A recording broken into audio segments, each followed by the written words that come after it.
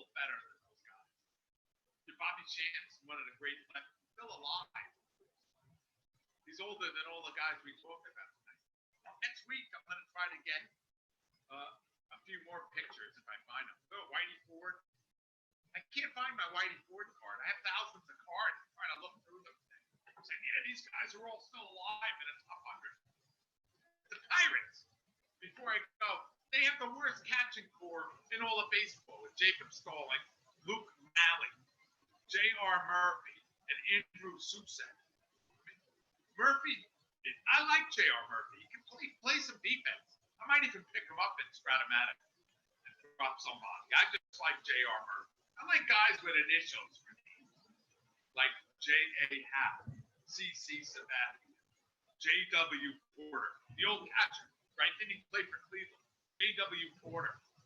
But Murphy was 3 for 19 this spring, but all 3 of his hits were home runs. And he had 8 RBIs. That's the kind of guy J.R. Murphy is. He's a walk, a strikeout, mostly strikeout, and a home run. Now I'm going to say this. Oh, that's a great picture. What a great picture of Mrs. Quinn. I forget his last name. Yeah, Bill Lee was a pretty good picture. Taco. Bill Lee. Mrs. Quinn. I love her. She's kind of hot in a weird way. Look like a rabbi in that picture. Yeah, B.J. Serval from Rye, New York. J.T. Riddle may see some time in center field and as a DH versus righties for the Pirates. And he had a 7 for 23 spring and 3 triples and a 929. Yes. That's the Pirates, basically, we're talking about. I'd like to thank, if I could take a minute, King Hap, Taco, Lenny, Andrea, Guest Jonetta, Jay Mack, Bobby Kleinow. Wouldn't be a show without that. I'll throw that out every week. Kevin Hastings was on. And I'm glad Kevin got by with the move there. Jay, you look like Jay Mack. Of course, I'd like to thank Cindy and Quentin Kennedy as well for showing up a little bit. Thanks, Andrea, as always. You know what I have to do, though? I have to end with a song. Everybody check in for Lenny tomorrow.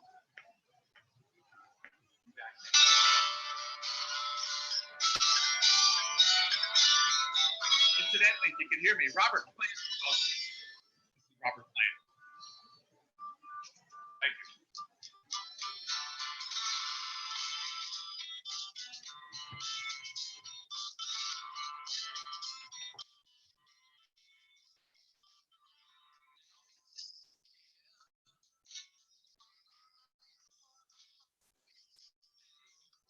There he is.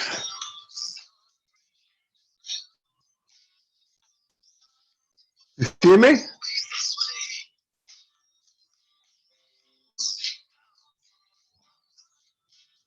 Oh, you see me?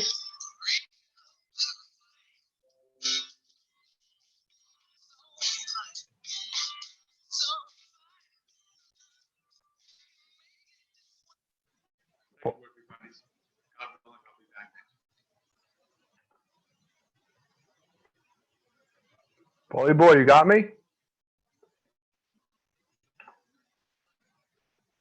Can you hear me? Yeah, I got you. Can you hear me? Can you hear me? Yeah. All right, we're good. We are golden.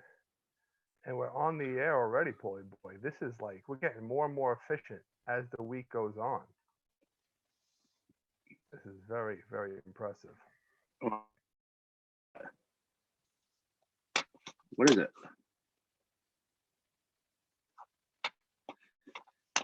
Are you having technical difficulties again?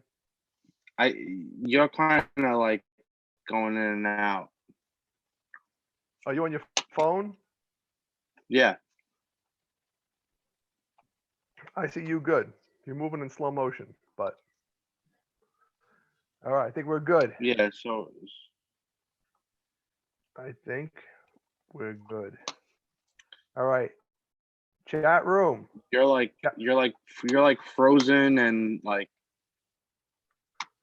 Well, don't worry about the picture. They hear us. So let's just get moving here. You good? All right. All right. Good to see you Yeah, today, you? though, even though. What'd you say? I'm doing good. How are you doing? All right. I'm good. I'm good. Let's get this rolling, Paulie Boy. How was your week so far, by the way? Your last week. My week has been great. My week has been great. Very relaxing, no complaints. How about you? You know, I feel like I'm one of the lucky ones because I'm still working and I got the baby and I'm having a good mix up other than, not being able to go to the zoo with my son. Everything else is all right. But anyway, May 10th, Fantasy Right. Fam. May 10th, Fantasy Fam. We are here with the Lenny Melnick Sports Fantasy Network. As always, welcome everybody who stayed on. Thank you, as always, to Lenny and Andrea for having us on the network. It's always exciting for myself and my boy, Paulie Boy, to be here on the network. Yes, sir. Thank you so much, guys. For sure. Today's show, we are going to be talking a little bit about the Major League Baseball start that I guess is going to be proposed tomorrow. I'm really excited about it. A little bit of our Stratomatic update, Hall of Fame postponement, which is kind of like, I mean, everyone's been waiting, especially the Yankee fans, which I know we're not, but like Jeter and all those fans not being able to go up to Cooperstown and celebrate with him, right? Like that balloon just got popped, didn't it? Yeah, they're not handling that well. I know a lot of No. Yankee fans that are very upset about that. For sure. I want to talk a little bit about Trout values as well. Little stardom or dumb, like we do every single week, and we're going to be talking about shortstop. So a lot of good stuff today, Paulie Boy. But I got to be honest with you, it is not easy to follow George. It is not. Now, do you tune in to listen to him? Yeah, of course.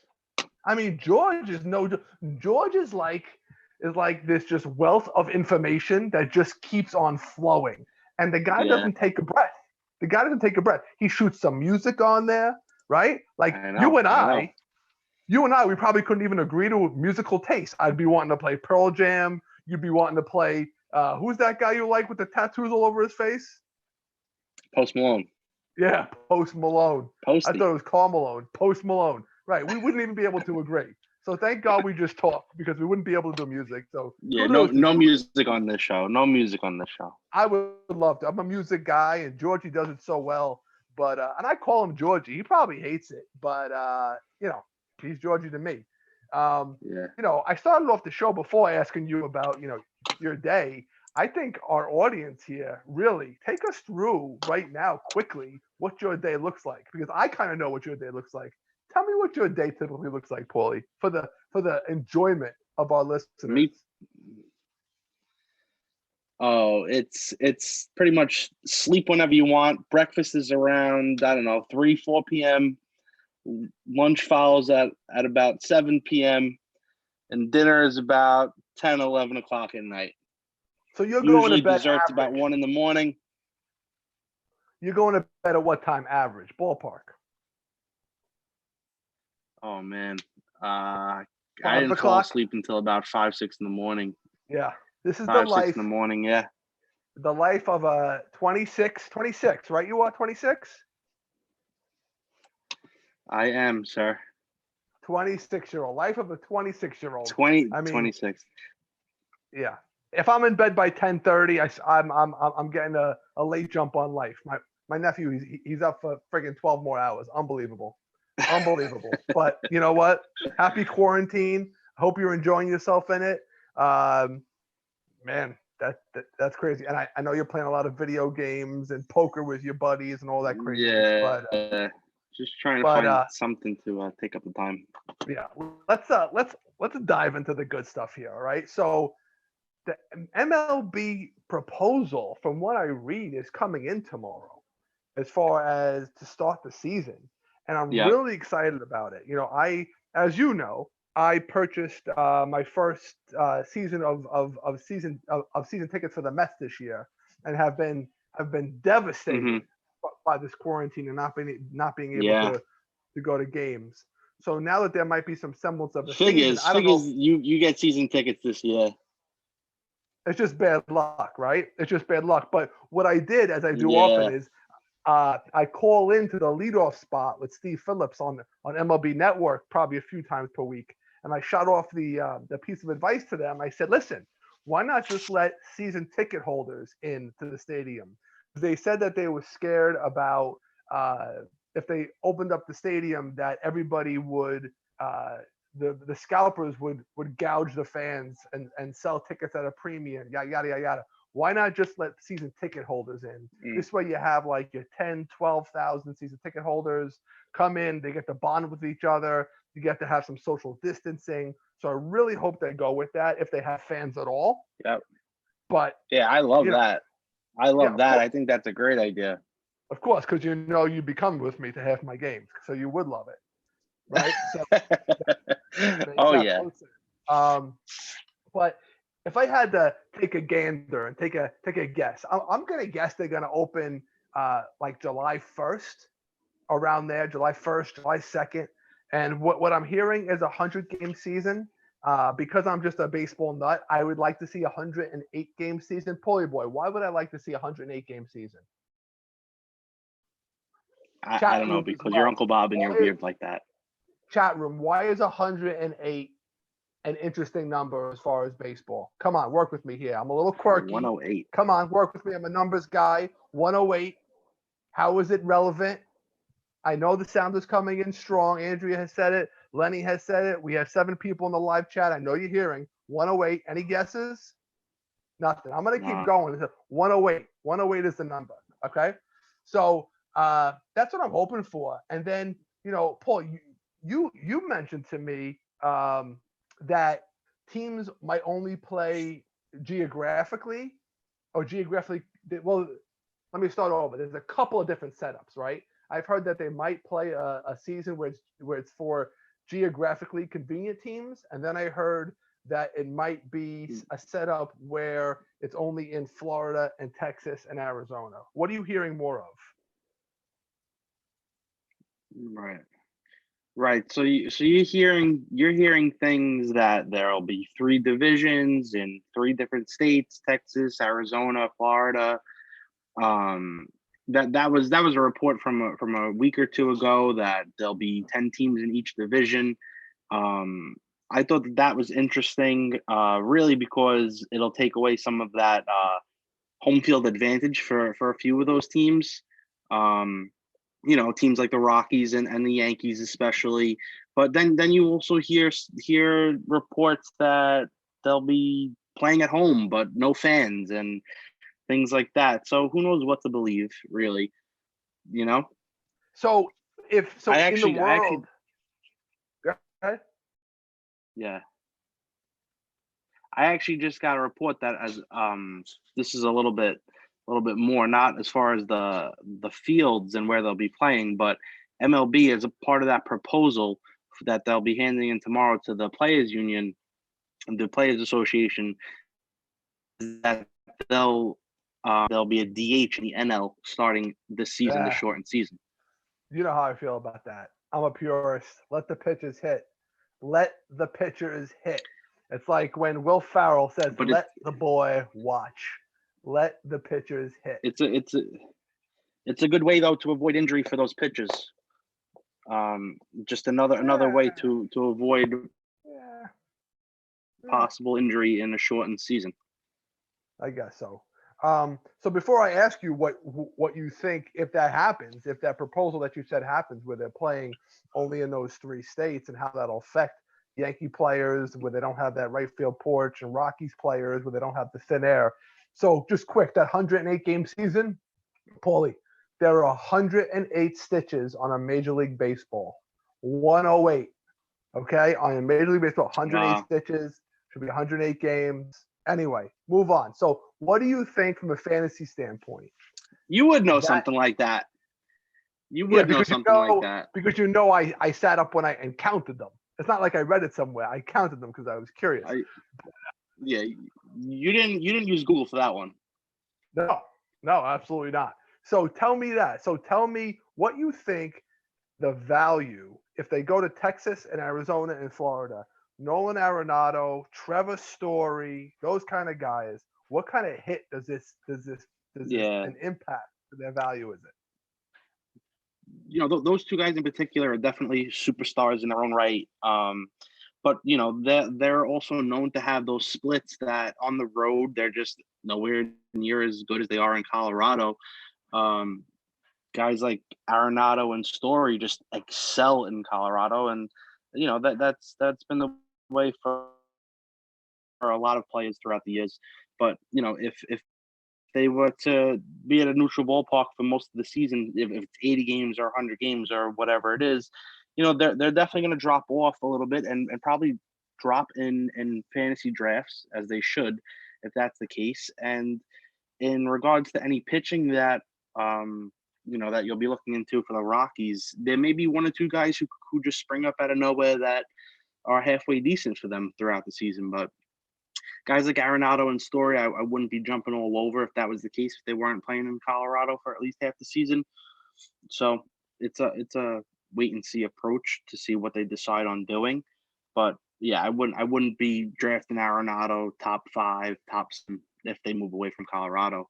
Even the same thing with Story. Story's a first rounder, early second rounder, and he brings a lot of other elements to it, like speed and things like that. But he hits home runs for a shortstop. Who knows if he'll be doing that outside of Colorado. See, I think Arenado, if memory serves right, I'm not looking at my stat sheet right now, but I believe he also raked away from Colorado. So I think Arenado maintains his value. I think he's more so going to maintain that value. I don't know if Trevor Story is. Trevor Story, like you said, he brings speed, but I believe he hit higher in Denver. So yeah, we'll see. I mean, really, really interesting. Lenny in the chat room. Lenny, thanks for joining us here. Says July 4th for sure. And you know what Lenny puts caps in there. He means it. So he says July 4th, which is a Saturday. Fireworks, Paulie. That's going to be the beginning. Yeah. And you know if there's a game going on at Citi Field, we're going to be there. It's so far away. It's so far away. It feels like so far, but it's so close. So close. Maybe we'll get some at least some preseason games on TV again. It would be nice. That would be nice. But yeah, that's what we're seeing right now. But all right, so talk to me about our Stratomatic League. Like this week has been interesting. I mean, I'm really enjoying it. You and I have talked about this before. It gives us a little bit of something to hold on to, being that there's no regular season going on where we could follow traditional fantasy baseball. There's 3 games every single night. So I don't know how you feel, but when I wake up in the morning, one of the first things I do is look up Stratomatic 365 and probably spend 15 minutes just looking at the stats, looking how I do. I actually scroll down because you start off in your front office, right, Paulie? Tell me if this rings a bell to you. You start off in your front office, and then you scroll down slowly. I almost tease myself, right, to see how I did in game 1. I'm like, oh, I lost, and then I scroll down. Oh, I won game 2, and then I'm really hoping for the rubber match, and like, oh, and then that's kind of how I unveil it, and then I look at stats and everything. Do you have any semblance of that, or am I just out of my mind? Yeah. No, see, I pull the Band-Aid right off. I go right to schedule. I scroll right down to my last 3 games. It's typically, as of late, it's been LLL, so I just get it over with. I go right to my scores. I see how my team did. Usually see who's injured because somebody's always getting injured every other day. But yeah, I mean, it's been a lot of fun. It's been a lot of fun to keep up with. Last week, I came to you, my young Padawan nephew, and said, Paulie Boy, you got a better record than me. Guide me, tell me. But how the tables have turned. They've turned. Uncle Bob's got a better record. You gave me the Maloikas. You gave me the Maloikas. I did. So when you said LLL, you might have been talking about our matchup because that's what you saw. The Shaolin Schmecks came in and they got angry. Probably. They got angry, but no, it's fun. We're still Yeah. really close as far as what, like a game or two apart from each other, because obviously we have this personal little rivalry. Yeah. But Big Joe, my God, that East Division with Andrea and Big Joe, I think, and there's two other teams. I mean, they're all at least 2 games over 500, and Big Joe is just blowing it away. And amazing, amazing, amazing. And Yeah, like I said, he's ridiculous. just a lot of fun. It's really helped to put a little bit of a band-aid on what's been a so far lost season. So just great.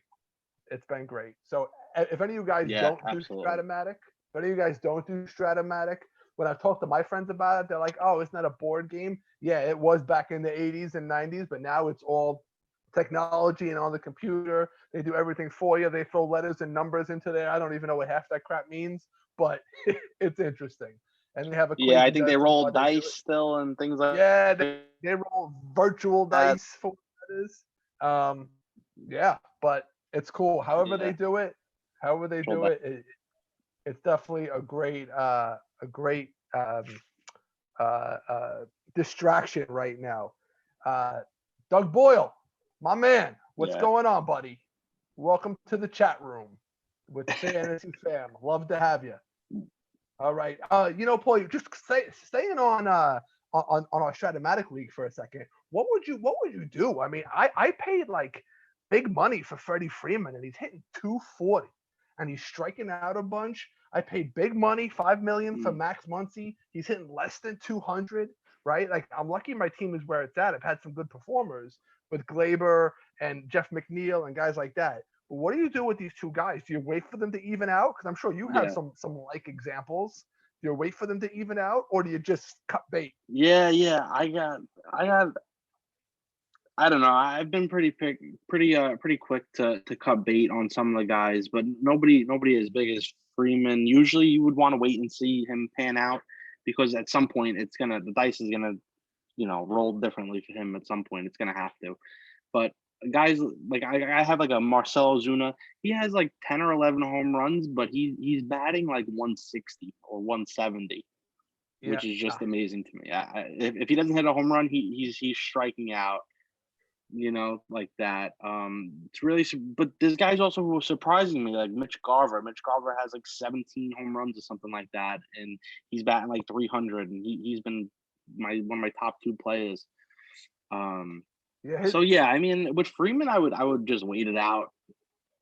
Yeah, I'm probably gonna have to, especially because I feel kind of burnt. The love that I have for Mike Clevenger, and I drafted him, and then I dropped him because he went 0-2 for me and was injured twice, and I was like, forget this guy. I'm gonna use his money somewhere else. Right. And of course, Big Joe D picks him up, and the guy has set the world on fire ever since. He and did. His ERA has dropped. Oh, of course.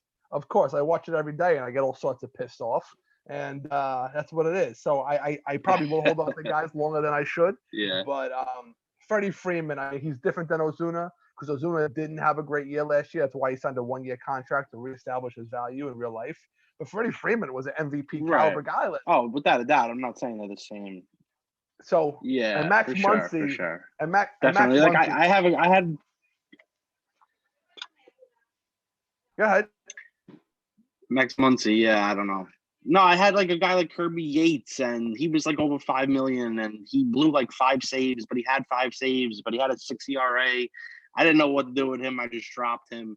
Same thing with like Zach Britton. He was like $4 million, but he had like a 7 ERA, but was also having some scoreless outings. I just wound up dropping him.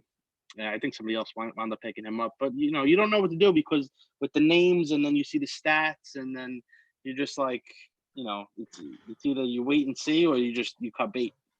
Yeah, for sure. I mean, yeah, I saw Kirby Yates out there on the wire. I was wondering what happened. You guys must have had a clubhouse brawl, you and him. I mean, Kirby Yates was your closer, and he must have pissed off his owner. Yeah. Yeah, I don't know. Yeah, I mean, I have Lugo. Lugo has been great. I felt like throwing him into the closer role full time and then using that money elsewhere because it wasn't worth having him and Lugo at the same. Rather just keep Lugo and use that money somewhere else. Not that it's been useful. It's pretty much been a waste. But yeah. All right. Well, let's move away from Stratomatic because not everybody's a Stratomatic guy. Doug Boyle, are you in Stratomatic with us? I'm not sure. Give me a shout out if you are and what team you are. I'm just I'm just not sure. I think he is. He probably is. I mean, there's 12 teams. He might be, but Not Doug, 100%. just let us know. Sure. Yep, he's in it. He's in it. He's probably gonna tell us in 2 seconds what his team is. Oh, the Bumfuzzles. The Bumfuzzles. Are they in the East? Are they in the East or are they in the Central? I forget. I don't. I don't I'm know. not sure. But anyway, the Hall of Fame ceremony, Paulie. Just to switch gears, we're gonna downshift here for a second. Yeah, he's in the East. He is in the East. Yep. He's in the beastly East. So by default, that means Doug has a great team because everybody in the East is good. So good luck with that division, Doug, with Big Joe D and Andrea over there. But he's also screwed because Big Joe D is in first. dominating. But Gonna run away with that one. Hall of Fame ceremony postponed. Wow. In Jeter's year. Wow.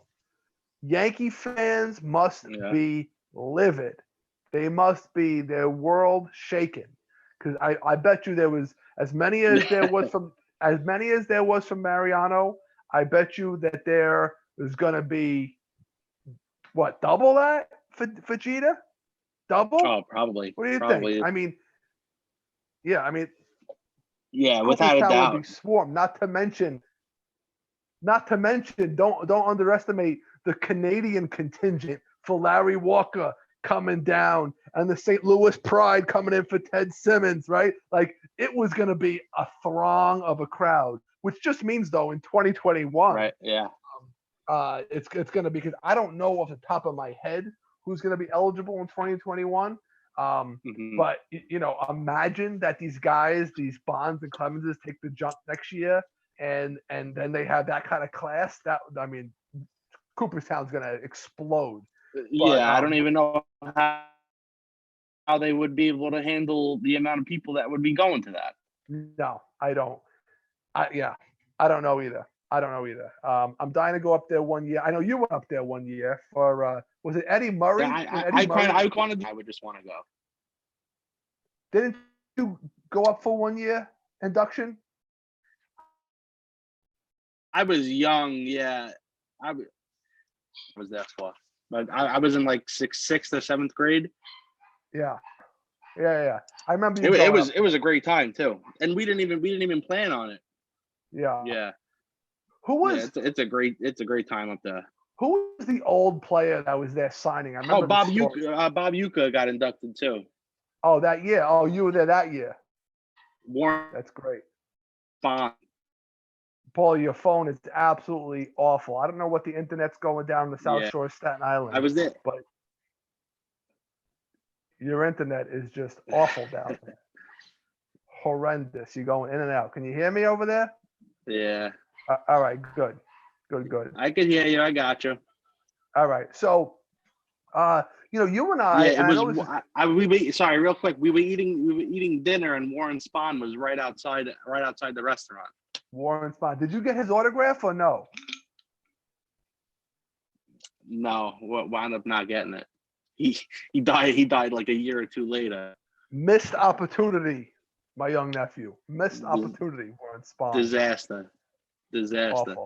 Awful. But you and I have never had this conversation, as far as, at least not on the Lenny Melnick Sports Fantasy Network here, about I know this is always a hot conversation, but who do you think, my millennial nephew, of the guys that aren't in the Hall of Fame right now, who do you think should get in? Is there anybody that really just is like, you feel kind of bad for or hurt because they're not in and they deserve to get in, whether they be steroid guys or just guys that are on that fringe? Is there anybody you think that should be in that's not in right now?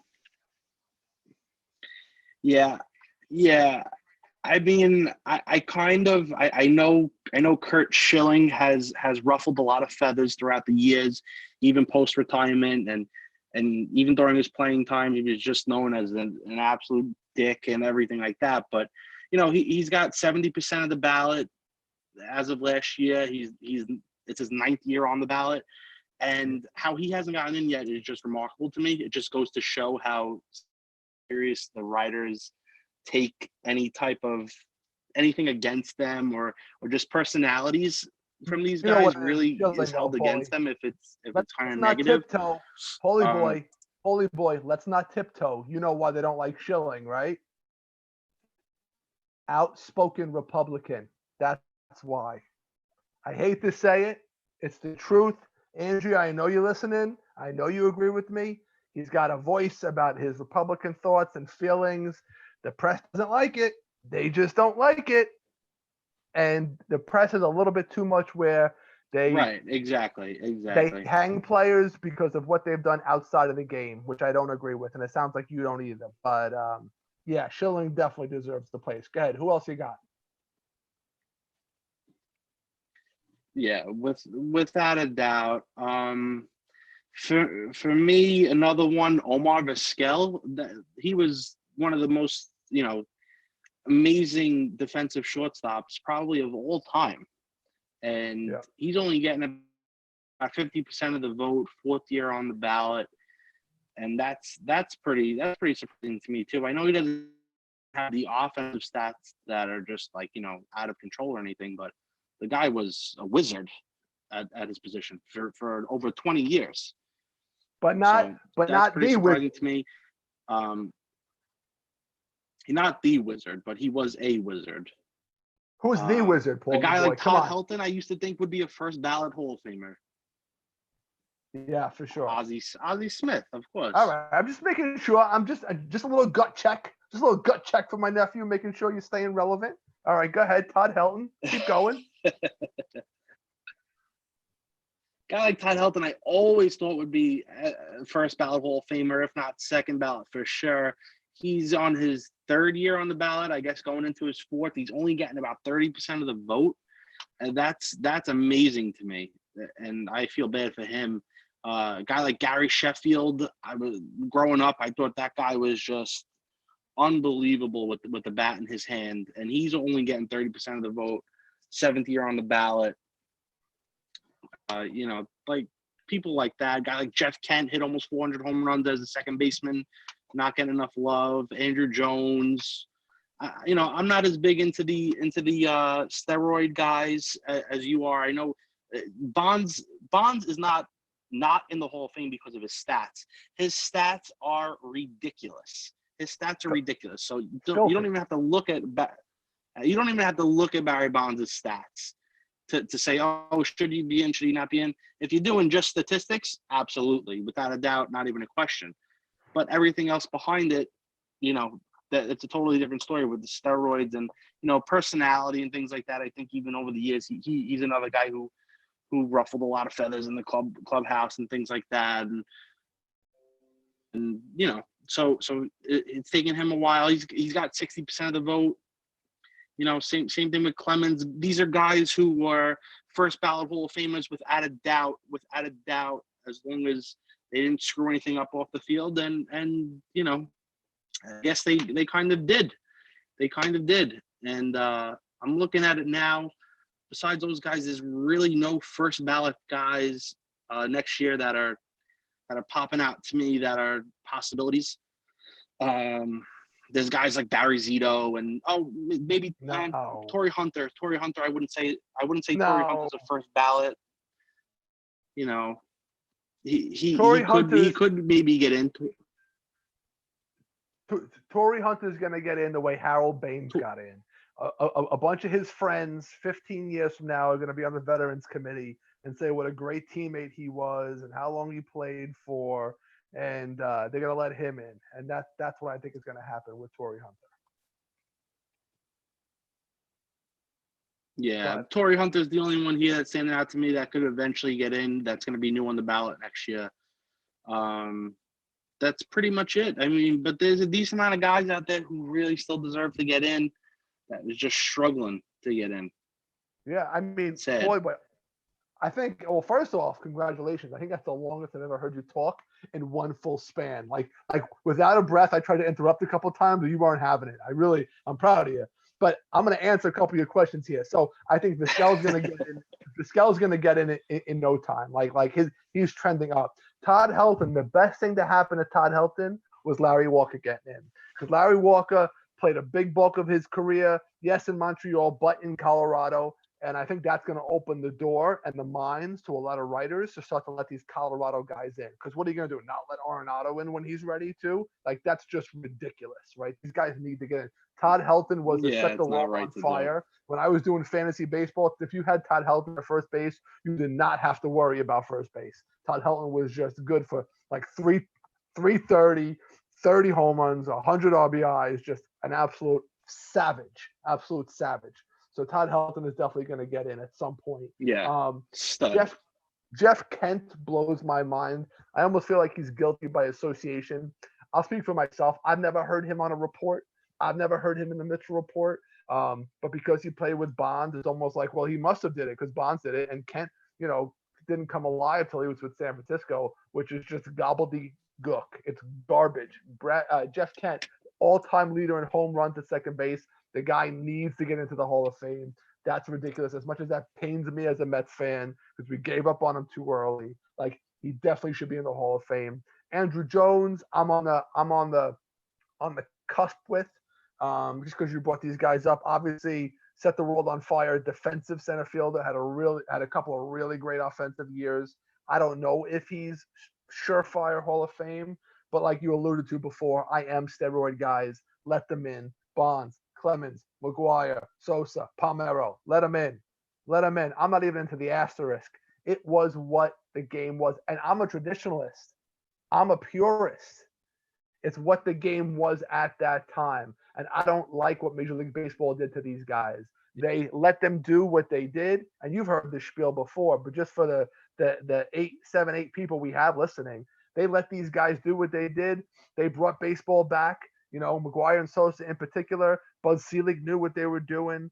All the owners knew what they were doing. And the second that the media came out and started wagging a finger, they all became bad guys. And Major League Baseball turned their back on these guys. And I thought it was wrong, right? Steroids were just the era, right? Before that, it was cocaine. Before that, it was greenies. Before that, I'm sure it was one thing after another. How do you do these to these guys? But the one name too that sticks out for me that is not a steroid guy and isn't in, and it breaks my heart, is Fred McGriff. And he tortured me as a Met fan with the Atlanta Braves. He was a Blue Jay, he was a Padre. I think he was a Devil Ray. But Paulie, 493 home runs, right? And the guy was built like a house, 493 home runs. And it's like, okay, what? He's 7 short, so you're going to penalize him? The guy was a beast. He's going to get in. But the fact that he wasn't a first ballot and not just the Baseball Hall of Fame, Paulie. He should be in the nickname Hall of Fame, Paulie, because what's his nickname? Come on. Trivia for you. Go. Oh, you love his nickname. I always forget. I don't know. You love it. The crime dog. Fred McGriff, the crime dog, like McGruff. I knew it was something dog. The crime dog. Not to be confused with the big cat. Who is the big cat? Same era. Who is the big cat, Paulie Boy? You don't know. El Gato Grande. Andres Galarraga. Andres Galarraga was the big cat. Nah, Andres Galarraga. Yeah. All right. So let's move away from big hat. You'll never forget that. He now, was a big cat. He was the big cat. Again, Colorado guy. Again, a Montreal guy, Colorado guy. Big numbers in Colorado. Yep. But all right, let's move on to the next topic here. So, interesting thing on the Roto Imbeciles Facebook page, our good friend Georgie, he's got a page where some people sometimes go on there and ask questions about fantasy advice. And one came out yesterday, and the name of the gentleman who threw it out there, I forget, and forgive me for that. But he asked a question about, would you trade right now Mike Trout for, and he threw out this trade, Mike Trout for Ohtani, Gallo, and Berrios. So Mike Trout for Ohtani, Gallo, and Berrios. The majority of the room advised him to take on Trout. I, on the other hand, advised him to roll the dice. Now, could he get one other piece? Maybe. But what's your thought about that framework of a trade? So Ohtani, Gallo, and Berrios for Trout. You're getting a guy who is going to be an Ohtani who can both pitch and hit at the same time. You'd also be getting an ace in Berrios, and Joey Gallo is a home run hitting machine. No, he's not going to bat over 300 like Trout, and Trout gives you everything, obviously, but you'll be fine as far as batting statistics with the home runs from Gallo and the RBIs. The batting average will have to come from elsewhere.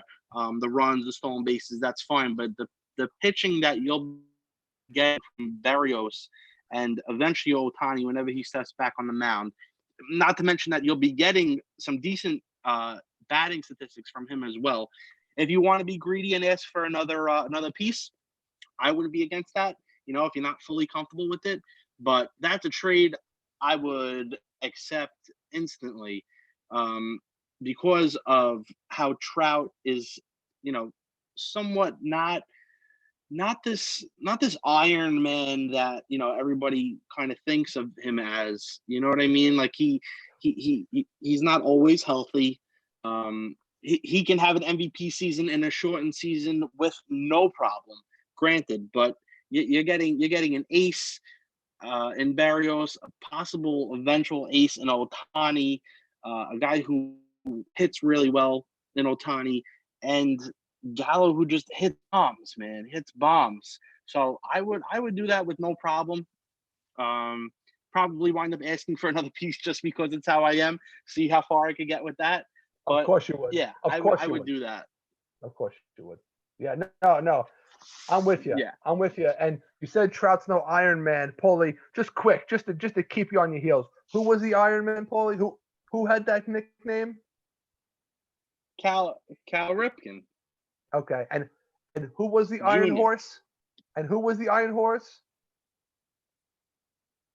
Lou Gehrig. All right, good. Good job, buddy. All right, let's just keep it going. So yes, I agree with you. I definitely agree with you. I would pull the trigger on that. Georgie said he would keep Trout, but I think you pretty much summed it up. And plus, the average of the last 3 years, Mike Trout has averaged 128 games. I mean, you know how I feel about guys with these big muscular builds. Like, I know he's built like a middle linebacker. I mean, I'm not sure if it's Mike Trout or Brian Urlacher out there, but the guy, I think, is going to break down a little bit. Right. Like, he doesn't have that lean kind of build. He's got a big, bulky build, and muscle isn't built to, like, I know he's only 28, but I'm saying, like, when he's 32 and we're talking about a dynasty league here, like, start to cash in your chips. Ohtani is still young. Gallo is still young. Barrios is still young. Like, I do a deal like that. And if somebody out there has Trout, but obviously not those pieces in a different league, start to explore it, because you're going to be selling high on Mike Trout right now. There's a lot of sexiness to that name. You're going to be able to get a boatload. Yeah. Probably a lot more than we've already talked about. And trust me, I'm somebody who gets that I have on my team, the guys that I draft, however I get them, I love them. I get attached. I don't want to let them go, everything like that. But in a couple of years, like you're saying, Trout will maybe eventually decline. You'll be looking to get rid of him without question. And at that point, you won't be getting nearly the same amount of value as you could right now. Yeah, for so sure. I would pull the trigger and not look back. For sure. So, Malpal, I don't know why you're talking about Legends 1 right now, but isn't that the 6-team league? Why are you guys even in the 6-team league? Yeah, it makes me sick. Only talk about Legends 2. Legends 2 is where it's at. That's where BK and Paulie Boy reside. Legends 1, 6 teams. Andrea, is that right? There's only 6 teams in that league? Come on, that's like Bush League. Anyway, I'm moving on from there. I'm like angry at Legends 1. Angry at it. So anyway, Paulie, trivia of the day. You ready, Paulie Boy? All right, Paulie. Trivia. Everybody tune in. Here we go. I want some answers in the chat room. All right. Who is the only pitcher, okay? Who is the only pitcher to lead both the American League and National League in shutouts in the same season? Okay? Who is the only pitcher to lead both the AL and NL in shutouts in the same season? And Paulie Boy, this has happened in the last 15 years. So it's a guy you know, it's a name you know. He led both the AL and the NL in shutouts. I have a very. I have. What'd you say? Did I lose you again? I have a good guess. All right, hold it. Save it. Save it. No, I'm here. Save it for a second. I have a guess. Yeah. All right, I save will, it for a second. Save it for a second. I know you get excited. Save it for a second. For those of you guys that are just tuning in or missed a little bit at the beginning, just so you know what you missed. We talked about the MLB start of the season, a little bit of a Stratomatic update at the league that we're all in here. The Hall of Fame getting their induction postponed this year in 2020 due to this COVID. A little bit talking about Mike Trout's value and where it's going. And Paulie and I agreed to sell Mike Trout, set the world on fire, right? Who says that? Sell Mike Trout, right? That's what we're saying here. If you want to hear that, you want to catch up on that, go on demand, go onto the Lenny Melnick Sports Fantasy Network, catch up, watch from the beginning, and moving on. Sound good, Paulie Boy? Yep. Oh, All yeah. right, good. All right. So I'm just looking up here, just kind of seeing who they guess led the American League and National League. Sale. Andrea, Sale? Sale never pitched in the National League. Come on. Come on, Andrea. Who else we got here? Greinke. Greinke's a solid guess. But no, it's not Greinke and it's not Scherzer. It's not Greinke and it's not Scherzer. Okay? So it's happened in the last 15 years. It's not Greinke. It's not Scherzer. It's not Sale. It's not Johan Santana. Nope. All good guesses. I have a really good guess. Solid guesses. Not Bartolo.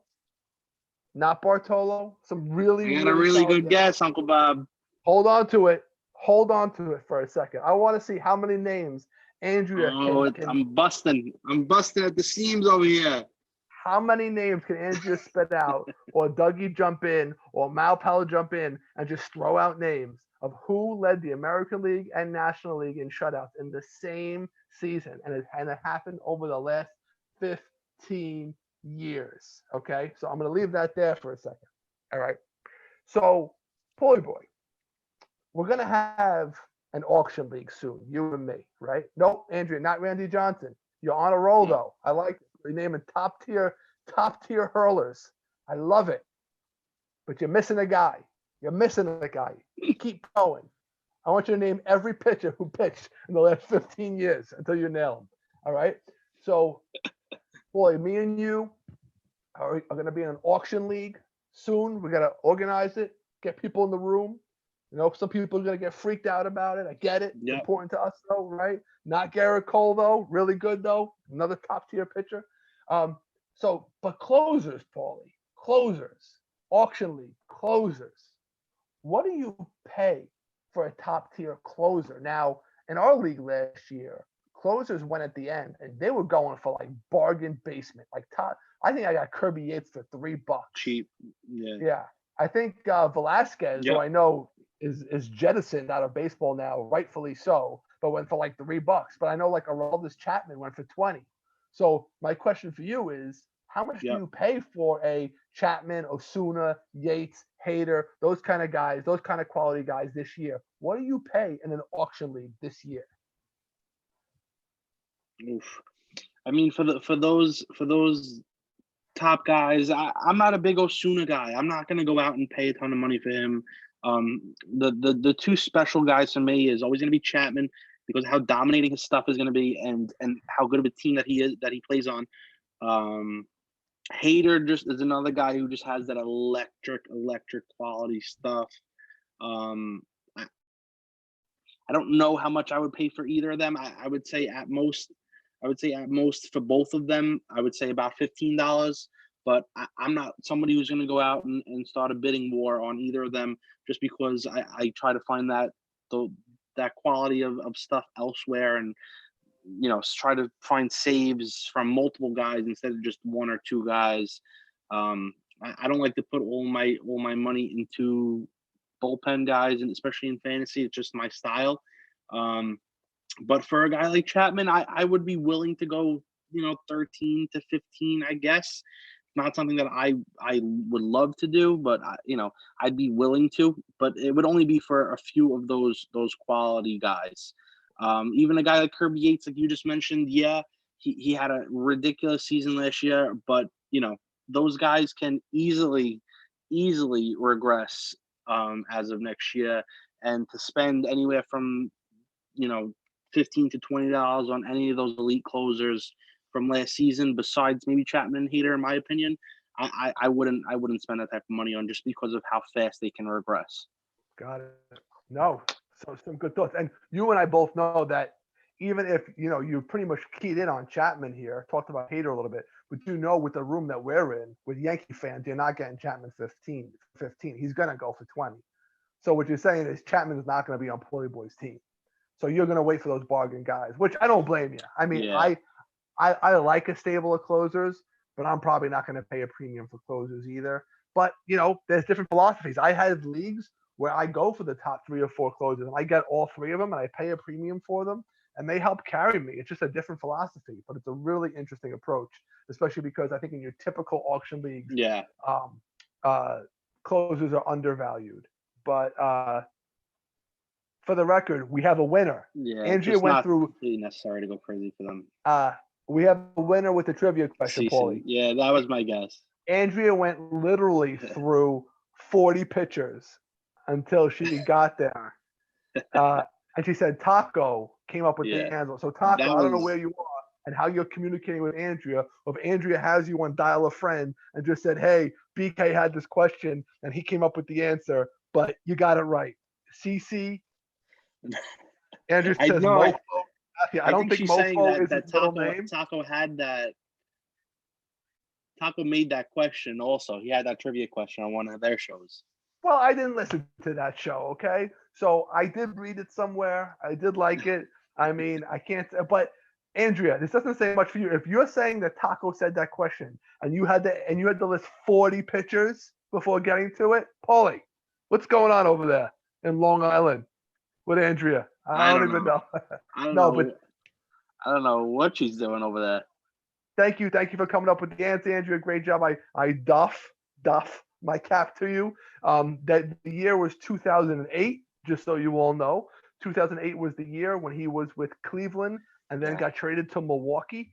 I think he had 2 shutouts in Cleveland and 3 in Milwaukee. And he didn't lead the league. He tied for the league, but that counts with Milwaukee. I think he tied with Ben Sheets. That was such an amazing season by him.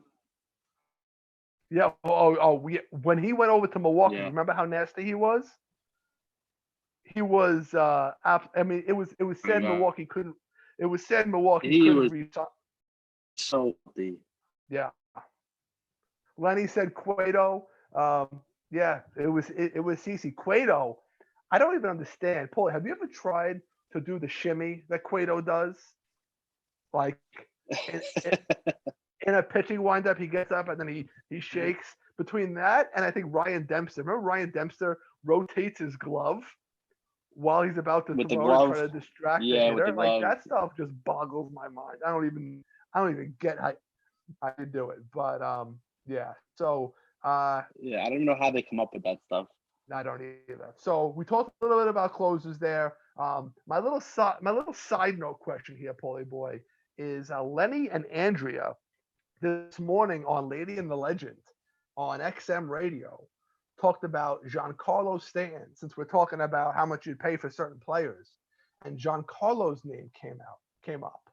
And the question they had is, how much would you pay Giancarlo? And I was shocked, Paulie. I was shocked when I heard Lenny say, I would take him at a discounted price of 18 to 21. 18 to 21. And I thought, wow, that's so high.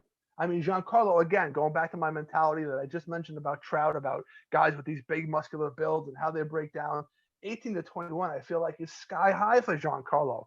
Would you even have thought I would have said that 2 years ago after he hit 50 some odd home runs? So my question to you, Paulie, is what do you think right now in a live auction draft is fair value for Giancarlo Stanton? Yeah, I mean, I feel like 18 to 20 or $21 for Giancarlo right now is high. It's not a discounted rate. If anything, that's a high rate last year and everything like that. He's just he's scary. I would probably pay at most about $10 or so. And I wouldn't put all the eggs in one basket with him, especially. And anything from $18 to $20 is somebody who you're going to be relying on pretty heavily. I would try to get him single digits, anywhere from $5 to $8. But if you're drafting in a room full of Yankee fans, they may get you up there anywhere at first. Yeah, I agree. I mean, Giancarlo, I say I don't go too much past 11 for Giancarlo, Paulie. Not too much past 11 at this point. And like you said, in the auction we got coming up, he's gonna go. Lenny's right with that. And Lenny, I know you're not a Yankee fan. I know you're more of a Met guy, and before that a Dodger guy. But yeah, I mean, he'd go 18-21, maybe even a little bit high in the Yankee room. But I think to the regular bidder, like I said, 10, 11, maybe. And I still wouldn't want him on my team. But that's where we land. That's where we land. That'll be a headache. Guys, based on time, it's 8:53. We might press pause on our Stardom or Dumb series talking about shortstops because I want to wrap up talking about. I like to end these typically talking about memorabilia, and I have an affinity and an affection for memorabilia, and I'm trying to. I think Paulie Boy he gets into it a little bit. I know he's got a couple pieces he wants to get signed, and I try to drag him with me to some shows. He hasn't come with me yet, but I think it's going to happen at some point. I'm actually heartbroken. I just heard today that the big Atlantic City show got canceled. At the end of July, it's going to be a big one. It got not canceled, it got postponed until December. Yeah, I'm literally heartbroken. I was holding out hope. I knew that it was kind of inevitable. What a disaster! What a disaster this year has been. I was holding out hope, holding out hope, but just didn't happen. So my memorabilia piece today. So by the sad. way, I got my Walter Johnson and Cy Young words in the mail. I'll remember to bring them next week to hold them up to the camera. But, you did. Yes, they're very nicely encased and certified by Beckett. Very nice. As far as one word goes, yeah. I mean, it's very nice. So That's yeah, a nice word. Yeah, Malpal, you're right. It's the national show canceled, postponed. We don't like the word. There's a finality to canceled, Malpal, so we say postponed. It's postponed until December. Yeah, but it's just heartbreaking. Dougie Boyle, Dempster with the glove wiggle. I mean, nobody else does that. Did that really help? Who knows? Dempster was a good pitcher. He was a good pitcher. But yeah, and go to Chicago in 2021. I want to go. That's where I might get Paulie Boy. They're doing this national show next year in Chicago, Paulie Boy. You want to revisit Chicago? I know you do. Dramatic pause. Oh yeah, I'm back there without a doubt. I'm back there without a doubt. So hopefully we get to go to AC, but worst case scenario, we'll head out to Chicago. Malpal, I'm sure I'll see you there, right? Hopefully we get to meet each other, get to talk a little bit of fantasy while we're out there, a little face to face. But in our last 5 minutes, I want to talk about memorabilia. And what I want to talk about is my best and worst experiences meeting athletes. And Paulie, if you want to chime in at any given moment, please do. I know you had mentioned to me that you really haven't had a bad experience. And for me, up to about 5 years ago, my worst experience was just guys not wanting to sign or ignoring you or whatnot. But that's not so bad. Some guys just aren't in the mood, and I get they get hounded often. But I'll start off with my best interaction was by far, and you would almost expect nothing less, right? Cal Ripken Jr., right? Cal Ripken Jr. There was a big line. To get his autograph. And I'll tell you what he did. When you go to these shows, you pay X amount of dollars for an autograph. You pay X amount of dollars if you want to get a private photo and meet the guy, shake his hand, right?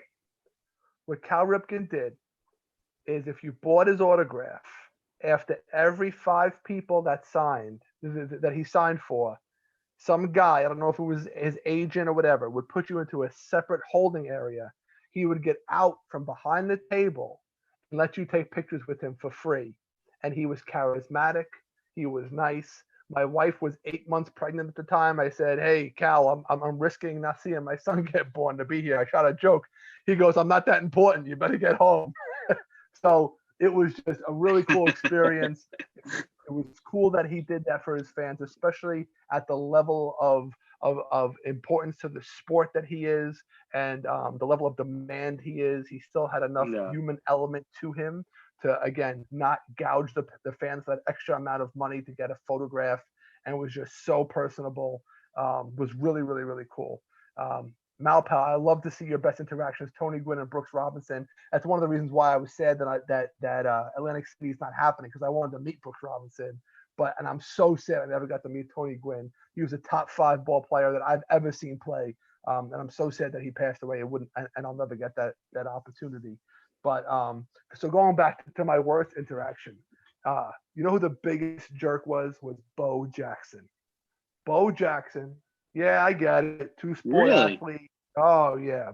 You know, Bo knows baseball. Bo knows football. Well, Bo's not in the Hall of Fame. Okay, Bo's not in the Hall of Fame. Bo's autograph That's went true. for a premium. A lot of these guys, Paulie Boy, you could at least, even though you pay extra for a stand-up photograph to go behind a curtain and take a picture, a lot of these guys will still do you a solid and shake your hand and let you take a selfie with your cell phone, because they know that it's ridiculous to pay $120 to get a photo with them. It's ridiculous. Bo Jackson, I tried to take a picture of him. He Yeah. put his hand up and said, "No photos, no photos." And his agent almost jumped over the table to block the picture. And he said, "Don't do that or I'll get you thrown out." Oh my That's what he God. said to me. Can you believe that? Bo Wow. Jackson. And I was like, I mean, I got his autograph before anyway, and I was like, oh my gosh, like, yeah, Malpal, he is a turd. Bo Jackson, I mean, how full of yourself can you be? Yeah, okay, you were a great Yeah, athlete. he needs that. He needs that extra money. I mean, come on, He need, Bo Jackson. Bo Jackson, I would expect, but I still wouldn't, but I would expect something like that from no, from nobody. But like from what I hear, Michael Jordan, like, okay, he's a guy, I'd be like, all right, I'd kind of swallow that a little bit. Bo, come on. And yeah, he won't sign Heisman stuff. And he won't sign the bat on his shoulders with his shirt off thing. I mean, not that I wanted that picture, but it says it that Bo won't sign that picture. It says it on every time he signs. So I don't get it. Bo, you took the picture. that's so weird. It's so weird. It's So so weird. strange. So it's a really, really weird just thing. Yeah. But again, I don't want to end this show on a down note. I'm going to end it on a high note. Cal Ripken Jr., right? Cal Ripken Jr. Or in the words of Mel Brooks, the movie, in one of his movies, I think it was History of the World, they said, we're going to end this on a high note. And they all go, ah. Get it, Paulie? A high note? You got it? You didn't think that was funny, did you? Yeah, that was a great note. That was a great note. That was a great note. high note. A high note. Anyway, guys, it's the bewitching hour. It's High 9 note. o'clock. Yo, Malpal, you're right. Steve Carlton was very nice. By the way, Barry Larkin, also very nice guy. Spent a lot of time with a kid who was right in front of me, probably about 10 minutes. I was happy to wait to listen to him talk to this kid, give him tips on being a shortstop. Really, really cool guy.